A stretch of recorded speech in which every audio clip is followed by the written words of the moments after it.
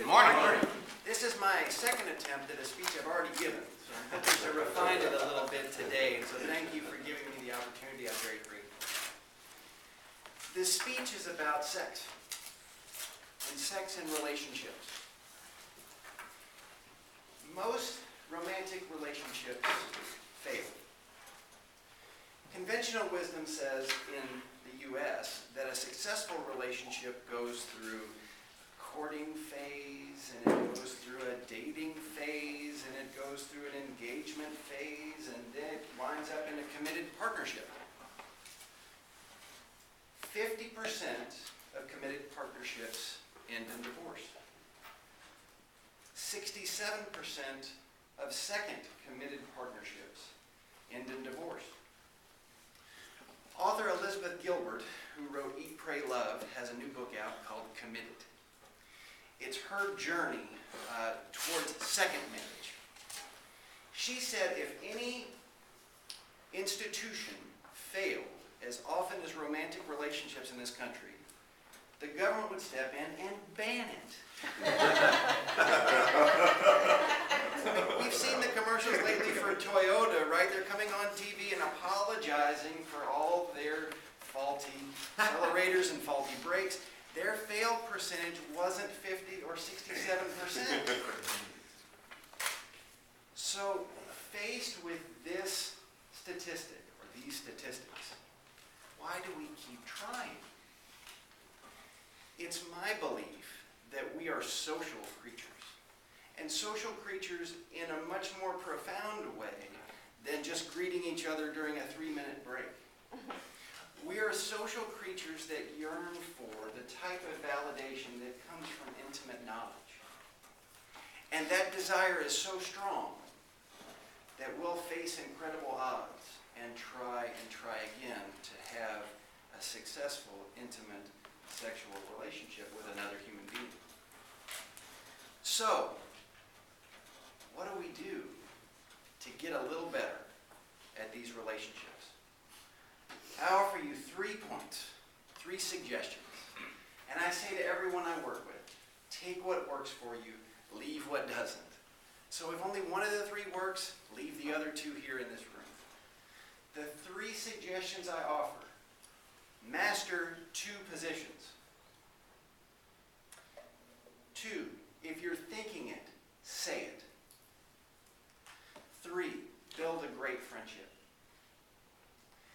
Now, when I first gave this speech to the 600 or so high school students at Episcopal High, and I told them to have good sexual relationships, that he had to master 2 positions, I got a lot more snickers and laughs. And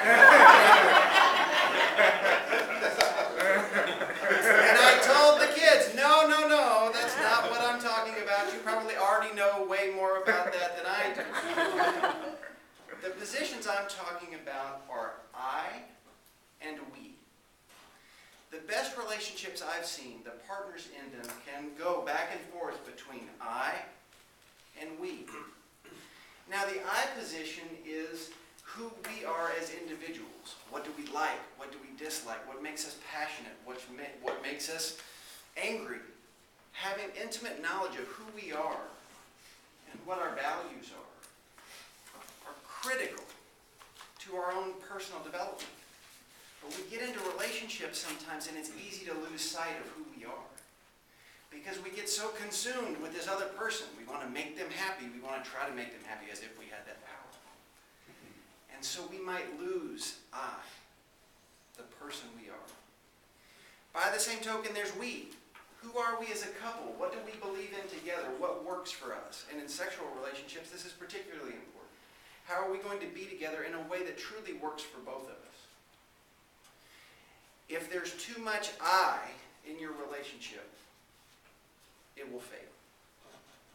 If there's too much we in your relationship, it will fail. So again, it's the balance between these 2 positions. Second, if you're thinking it, say it. We just heard a great presentation on conflict resolution. Conflict is inherent in relationships. It's not the people who fight well and fight the right way, and we'll talk a little bit about that, who fail in relationships. It's more often the people who don't say a word and carry rocks of resentment on top of their shoulders, one after another after another. If you're thinking it, say it. If you don't know what your partner is thinking, ask. By the same token, on this point, we all have a contract. We all have expectations, spoken and unspoken.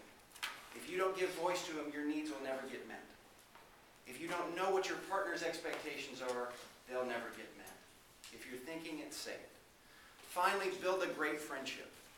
Avoid criticism. Avoid contempt. Avoid defensiveness.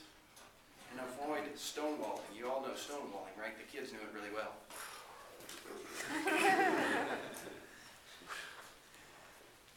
Don't stonewall. Instead, build a friendship. Learn to have conflict and still be friends. Be respectful of one another. Create an atmosphere of positivity in your relationship. Turn towards one another rather than turn away. So, as we all go forward looking for the relationships that we need, remember these points. Master those two positions. Find that balance. Speak your needs. Ask for theirs. And then finally be great friends.